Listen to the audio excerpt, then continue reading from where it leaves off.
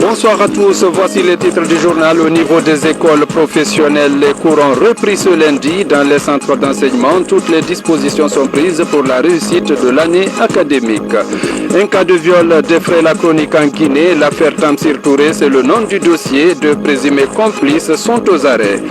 Et puis, l'autonomisation des femmes en milieu rural, des coopératives de Bofa illustrent dans le combat pour l'autosuffisance alimentaire. C'est tout pour les titres. Dans quelques instants, les détails. Mesdames et messieurs, bonsoir et bienvenue dans ce journal qu'on ouvre par cette audience du président de la République. Le chef de l'État, professeur Alpha Condé, a reçu ce lundi successivement au palais Sékou Touréa Madame Marie-Madeleine Djoubaté du Parti des écologistes de Guinée et Georges Gandhi Faragé Tunkara de l'UGDD au centre des entretiens, l'unité nationale et le développement. Compte rendu Ibrahima Keita. Après la proclamation définitive des résultats de l'élection présidentielle du 11 octobre dernier par la Cour constitutionnelle qui confirme la réélection du professeur Alpha Condé comme président de la République pour 5 ans, le chef de l'État continue de tendre la main aux différents candidats de cette dernière consultation. Cette audience s'inscrit dans le cadre de la rencontre périodique que le chef de l'État souhaite entretenir avec tous les acteurs politiques du pays. Au cours de cette audience, le président de la République, professeur Alpha Condé, et Marie-Madeleine Valérie Djoubaté du Parti des écologistes de Guinée ont échangé sur toutes les questions intéressant la vie de la nation. Le chef de l'État et son hôte ont tour à tour évoqué leur volonté de faire de la Guinée un pays émergent. Marie-Madeleine Valérie Djoubaté se dit réconfortée par la vision du chef de l'État. On a parlé principalement d'agriculture. L'agriculture est sa priorité, je crois, sa première priorité. Le président, il veut réellement travailler, il veut s'impliquer dans l'agriculture, il veut s'impliquer dans les projets de développement. Et je pense que c'est réellement aujourd'hui le développement du pays qui lui tient à cœur. Juste après Marie-Madeleine Valérie Djoubaté du PEG, ce fut le tour de Georges Gandhi Faragé Tunkara d'être reçu par le président de la République.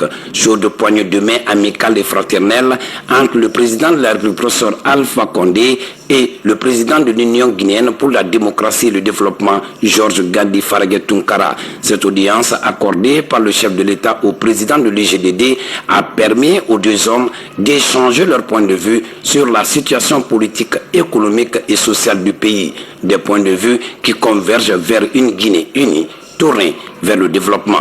Nous avons eu cet honneur d'être reçus par le président de la République, avec lequel nous avons fait un tour d'horizon sur la situation au lendemain de ces élections.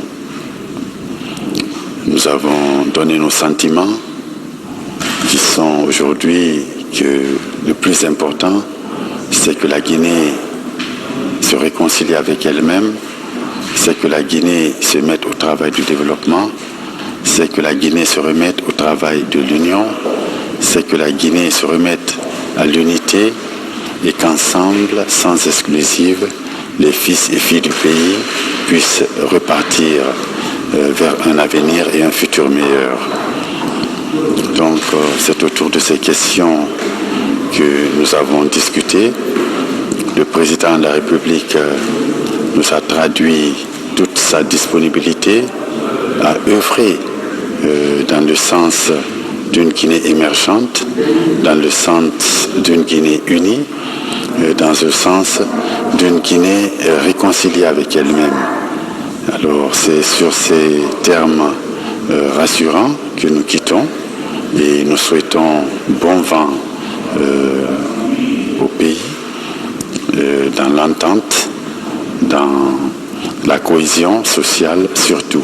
Nous sommes au lendemain d'élections, la Cour constitutionnelle a tranché, nous sommes des républicains, nous ne pouvons que nous soumettre à une décision d'une institution républicaine et nous allons reprendre notre bâton de pèlerin pour prôner la Guinée, mais la Guinée unie, la Guinée forte, la Guinée qui veut ensemble, avec tous ses fils et filles, aller vers la paix, vers le bonheur, vers la réconciliation et surtout vers l'inclusion de chacun et de tous. Ces deux audiences de ce lundi attestent la volonté du président de la République, professeur Alpha Condé, d'inviter les Guinéens à mettre la Guinée au-dessus de toute autre considération. Et puis, ce message de départ du chef de l'État à son Excellence, M. Vladimir Poutine, président de la Fédération de Russie. Excellence, Monsieur le Président, nous avons appris avec un profond regret la triste nouvelle du crash de l'Airbus A321-200 de la compagnie Kagalimavia au-dessus du Sinaï en Égypte, causant la mort de 224 passagers à bord. En cette triste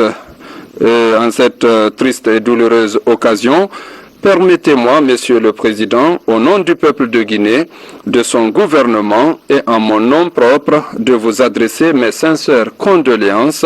Je vous prie également d'être mon interprète auprès du peuple ami russe et particulièrement des familles éplorées. Veuillez recevoir, Excellence, Monsieur le Président, l'expression de ma totale compassion. Signé, professeur Alpha Condé. Le président de l'Assemblée nationale a reçu en audience ce lundi les responsables de la société Rusal. Les discussions ont porté sur la situation actuelle de la société et les dispositions envisagées pour améliorer leur rendement. Compte rendu d'audience signé Robert Siditolno. Première visite de la société Rusal à l'Assemblée nationale. Les discussions entre parlementaires et les responsables du GA minier ont porté sur la présentation de la situation actuelle de la société. Rusal rassure le peuple de Guinée à travers cette rencontre de sa ferme volonté à poursuivre ses actions en Guinée. D'après cette conférence, nous avons beaucoup de fixés urgents pour nous et pour notre société qui travaille dans le génie. Nous avons écrit beaucoup de problèmes d'après lesquels nous devons travailler. Nous considérons que notre future collaboration avec l'Assemblée a une bonne future et une bonne perspective. Le Parlement guinéen, à travers sa commission mine, salue la démarche et félicite les acquis de la société russe. Ce qui nous a fait beaucoup plaisir, qu'ils ont aidé à la construction d'un hôpital contre Ebola à Pastoria, à Kindia. Les nouvelles technologies qu'ils ont mises en place actuellement dans le cadre de l'exploitation des mines débellées et aussi des grandes perspectives qu'ils ont dans le cadre de la construction de l'autoroute. Rusal doit autant travailler avec l'Assemblée nationale qu'avec le ministère des Mines et de la Géologie. Il est extrêmement important, nous qui sommes les représentants des populations, il est important que nous ayons toutes les informations, une visibilité de tout ce qu'ils réalisent et qu'ils sont en train de réaliser. Cette approche aujourd'hui nous a éclairés et nous avons compris que au-delà de tout ce qui se dit, ils sont en train de faire de très bon travail. Rusal opère du côté de Fria, Kindia, Boké et bientôt à Dabola avec le projet Djanjan. La présence du virus Ebola avait ralenti ses activités. La société entend remobiliser ses moyens pour augmenter sa capacité d'exploitation. Je vous l'annonçais dans les titres, les écoles techniques professionnelles ont ouvert leurs portes ce lundi sur toute l'étendue du territoire national. Pour cette première journée, il n'y a pas eu d'engouement dans les écoles, mais le corps professoral était au rendez-vous. C'est le constat de notre reporter Moussa Komara. Les cours ont démarré dans les écoles techniques professionnelles ce lundi. Au centre de formation professionnelle de la salle, peu d'élèves sont présents. En dépit de cela, les encadreurs se félicitent de la bonne reprise après 3 mois de vacances. L'appel a été timide, mais nous avons fait la rentrée normalement. Et nous avons commencé la journée par la montée des couleurs et l'exécution de l'hymne et la prière matinale. À l'École nationale des arts et métiers ENAM, le corps professoral est au rendez-vous. Le drapeau est tissé et les classes sont ouvertes, mais pas d'apprenants. Le report récent de la date par les autorités du ministère de l'enseignement préuniversitaire est indexé. Mami Zonas, étudiant de la 2e année topographie, était en vacances dans son village natal. Il est venu pressé pour reprendre les chemins de l'école, mais il reste confus sur la date de l'ouverture. Moi j'étais en forêt d'abord, je suis resté là-bas, j'ai appris que vraiment l'ouverture c'était le 7. Maintenant, comme je n'étais pas renseigné aussi précisément, donc je me suis déplacé pour venir. Et une fois arrivé mercredi passé, mon tuteur m'a dit qu'on vous a dit l'ouverture c'était aujourd'hui. Tandis qu'ils ont dit encore le 9. Donc je suis venu pour aujourd'hui pour la réinstruction. Comme les années précédentes, les autorités des institutions d'enseignement technique professionnel annoncent des mesures, tant du point de vue contenu des programmes que du point de vue sanitaire. Pour la semaine dernière, nous avons réparti toutes les charges pédagogiques, on a préparé les salles de classe, on a préparé le kit Ebola, nous avons nous avons réalisé le nettoyage des salles de classe, le nettoyage des sanitaires et nous sommes apprêtés aujourd'hui le 2 pour recevoir les étudiants et commencer les cours. Nous avons d'abord pris toutes les dispositions pour la lutte contre Ebola. Nous avons ensuite vérifié que les programmes ont été distribués, que les professeurs là où ils sont déjà en place, et s'il y a des vacataires à engager, les vacataires le sont et ils maîtrisent les programmes. Il y a également une inspection de tous les laboratoires, les ateliers de mécanique, partout où il doit y avoir la pratique. Nous avons vérifié que tout cela est en place, que les matières d'œuvre sont disponibles. L'idée est de lutter contre l'inadéquation entre la formation et le marché de l'emploi, mais aussi faire en sorte qu'il y ait zéro Ebola dans les écoles. Pour la reprise des cours, le ministre d'État, ministre de l'Enseignement supérieur et de la Recherche scientifique, informe les étudiants, les enseignants-chercheurs, l'ensemble des encadreurs ainsi que les partenaires que la date de la rentrée universitaire est fixée au lundi 9 novembre 2015. La préinscription et l'orientation des nouveaux bacheliers session 2015 se feront en ligne sur la plateforme Joliba créée par le ministère de l'Enseignement supérieur et de la Recherche scientifique selon des modalités qui seront précisées le mardi 10 novembre 2016, signé le ministre d'État. Au niveau du département de la justice, l'on pense au rajeunissement du personnel. Le ministère vient d'organiser un concours de recrutement pour 50 nouveaux greffiers et le test a réuni plus de 500 postulants. Mariam Bari. Il était 9h quand les autorités judiciaires ont lancé l'épreuve de culture générale ici au lycée du 12 octobre. 541 candidats affrontent l'épreuve pour être greffiers dans les juridictions. Mohamed Kamara, candidat et sortant de l'université générale Lansana Conté de Sonfonia, comme les autres, il se dit prêt et reste confiant quant à l'aboutissement heureux de cette évaluation. Le concours a bien presque commencé.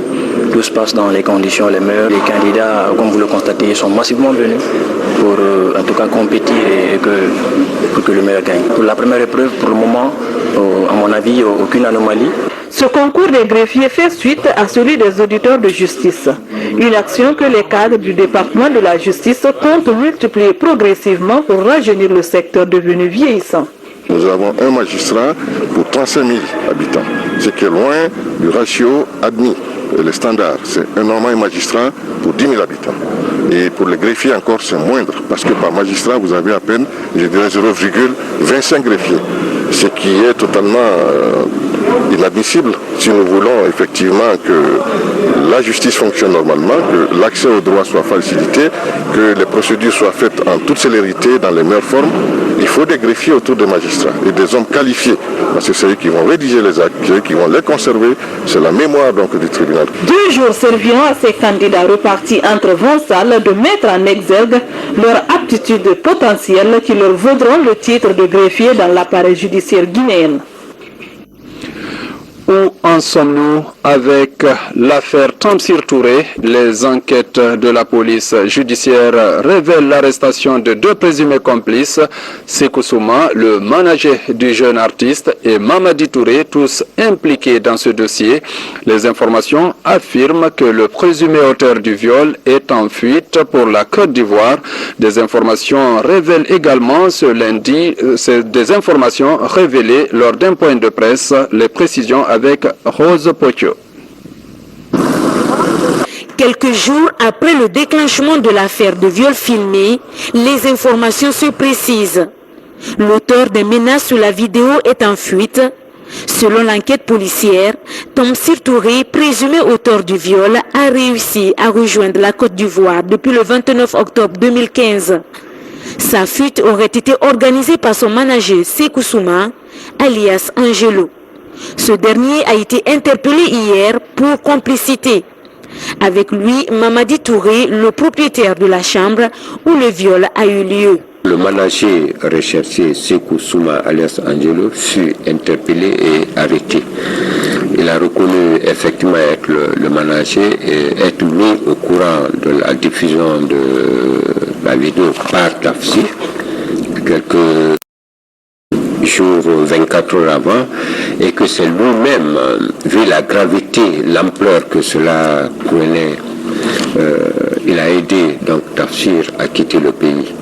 Ils se sont donc rendus le 28 octobre à l'agence Air Ivoire, où lui-même, Tafsir est resté dans la voiture, s'est tiré là. En attendant, lui, il est allé payer un billet aller-retour pour Abidjan. Ce qui fait que le jeudi 29 octobre à 15h30, Tafsir a quitté le pays à bord de l'avion Air Ivoire pour la Côte d'Ivoire. Et le nommé Mamadi Touré, dit alias Benzema aussi, a été interpellé par la police parce que c'est dans sa chambre que ce viol dont on parle a eu lieu. Nous sommes en train de rechercher aussi d'autres complices qui étaient là. Il s'agit de Mamadi Touré Benzema est le propriétaire de la chambre, c'est un ami au groupe. Donc c'est les deux qui sont aujourd'hui interpellés et ils sont arrêtés et déférés même. Il y a 2 mois que les images du viol opéré sur une fille de 24 ans ont été enregistrées à partir d'un téléphone portable. Depuis une semaine, la vidéo a fait le tour du monde grâce aux réseaux sociaux. Elle montre une fille qui se déshabille sous la menace des injures et une arme tranchante. Un pool d'avocats est constitué pour défendre le dossier. Nous sommes un pool d'avocats qui allons travailler donc sur ce dossier. Mais pour l'instant, comme vous devez bien le remarquer, le dossier a quitté le projet pour le parquet de Conakry et le dossier a été affecté à un juge d'instruction. Donc nous sommes en phase d'instruction et pour l'instant c'est un peu difficile pour nous de parler. Comprenez, au moment opportun, on fera vraiment une communication dans l'intérêt de tous. Un mandat d'arrêt international sera lancé dans les jours à venir contre Tamsir Touré. Le dossier est donc à la justice au niveau du tribunal de première instance de Kalouma. Viol et complicité de viol, affaire à suivre. Autre sujet de l'actualité, voici un défi sanitaire du moment qui préoccupe le monde entier, celui du cancer du sein. Maintenant, même étant une société minière, je voulais dire, Guinée Alumina Corporation est aussi sensible à cette situation. Elle a organisé une journée de sensibilisation et de plaidoyer afin d'amener les femmes à faire le dépistage. Reportage Abdul Karim Kamara. Le cancer du sein, avec des chiffres qui font froid au dos. À travers cette journée de sensibilisation, la société Guinea Alumina Corporation pense qu'il faut y porter un regard soutenu. Ses invités suivent avec religion une présentation complète de la maladie. Objectif, amener les femmes à se plier au dépistage par autopalpation. Nous avons voulu aujourd'hui, à travers cette cérémonie, jeter un regard particulier, mettre un accent particulier sur cette maladie, comme on l'a dit, comme tous ceux qui sont intervenus l'ont bien précisé, qui affecte des millions de femmes. Donc, nous sommes sensibles à ce problème. Cette femme a fait un dépistage au cours duquel elle a été opérée de la boule du cancer. Elle témoigne l'expérience qu'elle en a vécue. J'avoue que j'ai été opérée, les yeux ouverts comme ça parce que j'avais trop peur. Ce monsieur m'a opéré ma boule avec une torche. Il est là. On m'a levé la boule, on l'a amené jusqu'à Amdalay pour aller regarder si effectivement on a pu récupérer ce que j'avais dans le sang. Chaque année, en Guinée, 6000 nouveaux cas sont détectés pour 251 décès. Le gouvernement appelle à un éveil de conscience. Quand un mal n'est pas communiqué, quand on ne sensibilise pas sur un mal, le mal perdure pendant longtemps. Nous allons nous battre pour faire de la mobilisation au niveau du ministère en charge des soins sanitaires pour que cette préoccupation soit prise en compte et faire la sensibilisation auprès des bénéficiaires des soins que la maladie n'est pas une fatalité, elle peut être traitée si elle est diagnostiquée très tôt. Donc inviter les femmes à faire la mammographie qui est la première méthode de prévention ou de diagnostic de cette maladie. Au-delà de la sensibilisation, Guinea Alumina Corporation offre à titre gratuit 20 examens de dépistage par mammographie à la clinique Ambroise Paris. À Manéa, c'est de la préfecture de Koya, la nouvelle structure dirigeante à peine installée au compte de la délégation spéciale opte pour la préservation de la quiétude sociale. Elle parle d'un programme de renforcement de l'unité nationale et de la paix dans la localité. Les temps forts de cette cérémonie avec Mangue Dantumasoma. Installée le 26 octobre dernier, la délégation spéciale de la commune rurale de Manéa est composée de 11 membres représentant des partis IFDG, RPG Arc-en-Ciel, UFR et GPT. Les défis à relever attendent la délégation. C'est l'unité nationale, la cohésion sociale, la paix, l'entente et la concorde sociale, car nous devons tous avoir un objectif, lequel le développement économique de notre nation, dans l'unité, dans l'entente, dans la paix, taire toutes les divergences, taire toutes les contradictions pour regarder en face que le Guinéen égale à un Guinéen. Cette localité en pleine expansion abrite aujourd'hui une population estimée à plus de 160 000 habitants qui nourrissent des attentes multiples et variées. La délégation spéciale est Magourouiki, parti politique et un gouvernement langue Nagam Maiki. Et Baré Magourou. Ces délégations spéciales qui sont installées suite à l'application de l'accord des partis politiques et du gouvernement nous réjouit. Mais nous souhaitons qu'ils s'entendent et travaillent pour l'unité et dans l'intérêt de la population de Manéa dans la paix.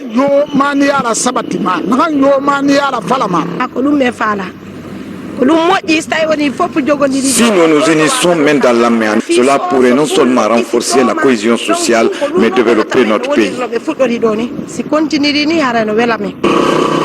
À la faveur des travaux de construction de l'autoroute 2x2 voies km36 Kouria qui traverse cette localité avec ses 14 districts, la commune rurale de Manéa, coincée entre le Mont Balan et la rivière Kitema, est actuellement en plein chantier.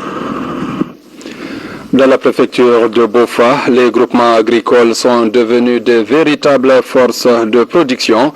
Quelques années seulement après leur création, ces coopératives ont acquis une expérience dans la production et la transformation du riz. En début de semaine, ces associations ont reçu leurs bailleurs pour faire le bilan de leur activité. Mamadou Saliouba. À Tounifili, dans la préfecture de Bofa, ces groupements s'activent dans l'étivage, le séchage et le pilage de riz. En quelques années d'activité, ces femmes sont devenues une véritable force de production de riz. Grâce à elles, les populations de la contrée s'approvisionnent en riz de qualité et en quantité suffisante, et surtout à moindre coût. Mon groupement formé depuis 2005. On a un groupement en place. Nous avons créé notre groupement depuis 2005. Au début, nous n'avions pas d'argent, mais nous avions le courage de travailler. Nous avons fait appel à d'autres groupements pour nous renforcer. Chaque personne a contribué à hauteur de 800 000 francs guinéens. Chaque groupement a fait 250. On a 3 millions 200.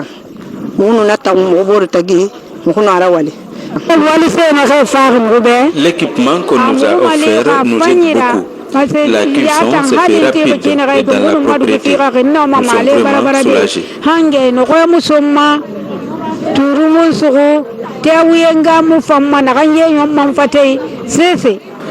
À l'image de Tounifili, les femmes de la sous-préfecture de Doupourou se sont aussi constituées en groupement. Grâce au soutien du VAP et de la Banque mondiale, ces femmes ont acquis une expérience dans la production et la transformation du riz local. Et nous avons aussi les étuveuses du riz qui sont en train de progresser aussi dans le cadre de l'étuvage du riz pour améliorer la qualité du riz après le décortiquage. Et ces femmes, ces braves femmes, sont en train de faire un travail extraordinaire pour pouvoir mettre du riz de qualité sur le marché à la disposition du consommateur. Réputées pour leur capacité de production et de transformation des riz, ces femmes font tout de même face à des difficultés pour écouler leurs produits vers les autres marchés de la contrée. Les 57 ans de notre armée nationale célébrés dans tout le pays. À Beila, la cérémonie a mobilisé aux côtés des hommes en uniforme les populations civiles, des populations venues rendre hommage à cette armée républicaine. Reportage Mamadou Alpha Baldé.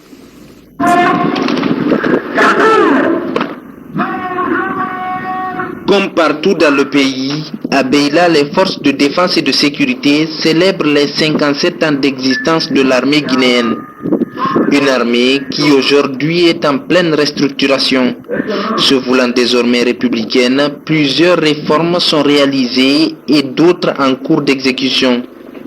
Parmi elles, la réhabilitation du corps des conservateurs de la nature. En tout cas, si je prends les militaires, tout corps confondu, je vous compare aux médecins qui n'ont pas de prix. Leur travail n'a pas de prix, c'est la même chose.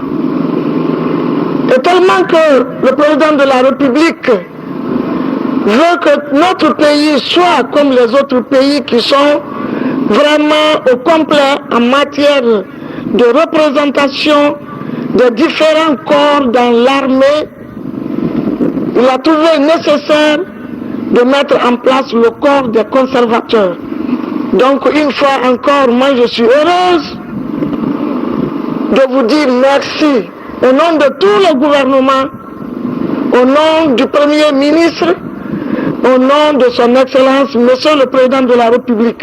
Étant chef du corps des conservateurs de la nature, les mots nous manquent aujourd'hui parce que nous, en tant que corps, c'est notre deuxième participation à ces anniversaires. Permettez-moi que ce soit une occasion pour moi de rendre hommage au président de la République qui a fait renaître ce corps et avec un amour considérable pour ce corps. Ensuite, le chef d'état-major des forces armées, le général Namoud Traoré, dit une fois passage à notre base que notre corps est bébé, comme madame vient de le dire. C'est le dernier corps né. Bon anniversaire, joyeux anniversaire à toute l'armée, tout corps confondu. Une série de démonstrations est faite devant les autorités et sages de la préfecture. La mobilisation est le symbole de la complicité entre corps habillés et population civile. Le seul ancien combattant de Beila encore vivant n'a pas voulu se faire raconter l'événement. Nous avons formé cette armée, le mettre vide, pas de véhicules, pas d'outils de travail, au camp de Kanga. Vraiment, nous avons apporté le meilleur prix. On a fait honneur à notre cher pays, l'adieu. Forte est de saluer ici les résultats déjà acquis tels que la démilitarisation de la capitale au profit de l'intérieur du pays, la mise en place du recensement biométrique de tous les militaires, ouverture des centres d'instruction pour les militaires afin d'acquérir des connaissances militaires, mise à la disposition de 2453 hommes à l'environnement, restauration de l'ordre et la discipline dans les garnisons militaires. La Guinée compte faire de ses forces de défense et de sécurité l'une des mieux formées de la sous-région. Des efforts sont en cours et les premiers résultats visibles. L'armée guinéenne est de retour dans les missions de maintien de la paix des Nations Unies. Deux projets pour une Guinée nouvelle, on en parle dans cette édition. On reçoit à cet effet sur ce plateau Monsieur Lansana Béa Diallo. Monsieur Béa, bonsoir. Bonsoir. Monsieur Béa, dites-nous en quoi consiste ce programme que vous pilotez. Alors le programme il consiste en deux mots. Avant tout, je voudrais quand même saluer d'abord toutes les Guinéennes et tous les Guinéens pour la maturité dont ils ont fait par rapport à ces élections, et féliciter aussi les vainqueurs et féliciter aussi effectivement les perdants, parce que je pense qu'il y a eu effectivement, il faut des bons perdants, mais il faut aussi effectivement des vrais gagnants qui aujourd'hui mettent un vrai geste de réconciliation. Et ce que j'espère surtout à travers ce projet que je viens conduire ici, c'est de mettre en place tout un accompagnement et un travail de réconciliation nationale que je voudrais proposer effectivement aux Guinéennes et à tous les Guinéens, parce que je pense qu'il est important aujourd'hui que tous les Guinéens et toutes les Guinéennes se parlent réellement. Et donc notre objectif est de mettre en place un travail pédagogique d'accompagnement à travers tout le pays, à travers le mouvement du MGN, tous les jeunes Guinéens aujourd'hui qui sont dans une dynamique positive. Et puis à côté de ça, c'est aussi mettre en place un projet d'accompagnement en fin d'année pour mettre une grande fête nationale ici autour du sport, de la culture et de ce qu'on appelle du vivre ensemble, un peu comme l'événement que nous avions mis en place en 1998 à travers Mon Combat. Justement, vous parlez du vivre ensemble, alors comment vous allez procéder? L'objectif ici est de mettre en place tout un travail de cohésion justement à travers ce mouvement, et en fin de processus, le but est d'amener des grands artistes, tous les Guinéens de l'extérieur, pour pouvoir mettre en place un grand événement sportif et culturel ici au stade du 28 septembre. Voilà, ça c'est évidemment le premier projet. À côté de ça, effectivement, il y a un deuxième projet qui est un projet justement de jumelage, de politique de décentralisation. Parce qu'on se rend compte aujourd'hui, en fait, c'est bien effectivement de mettre en place la réconciliation, mais je crois que la réconciliation ne pourra pas se faire tant qu'on ne pourra pas mettre en place un processus qui peut permettre aux jeunes Guinéens de trouver un emploi. Parce qu'aujourd'hui, on a des générations qui sont sacrifiées. Donc à travers un projet de décentralisation qu'on veut mettre en place, des jumelages avec des villes et des communes à l'intérieur du pays, et aussi avec des communes de Conakry, notre dynamique est justement de dire comment est-ce qu'on peut développer l'économie locale à travers un développement justement local, réel des différentes communes. Et ce jumelage va porter sur quoi? C'est entre des villes de la Guinée et des villes de Bruxelles ou... Effectivement, donc c'est avec donc on a un accord de principe d'une soixantaine effectivement de communes belges, françaises, mais aussi américaines. Et l'objectif ici est de commencer avec 5 communes pilotes, donc une de Conakry et 4 dans les 4 régions de la Guinée. Et à partir de là, on voit comment est-ce que la sauce elle prend, et une fois qu'on voit que ça fonctionne réellement, le but est de vulgariser toute cette pratique-là à travers notamment des échanges de jeunes, à travers notamment je dirais une mise en place et un accompagnement réel de processus pour mettre en place des écoles, pour mettre en place des hôpitaux, etc. etc. Donc pour conclure, donc vous allez accompagner le développement prôné par le chef de l'État. Mesdames et messieurs, merci de l'attention et bonne suite de programme sur la RTG.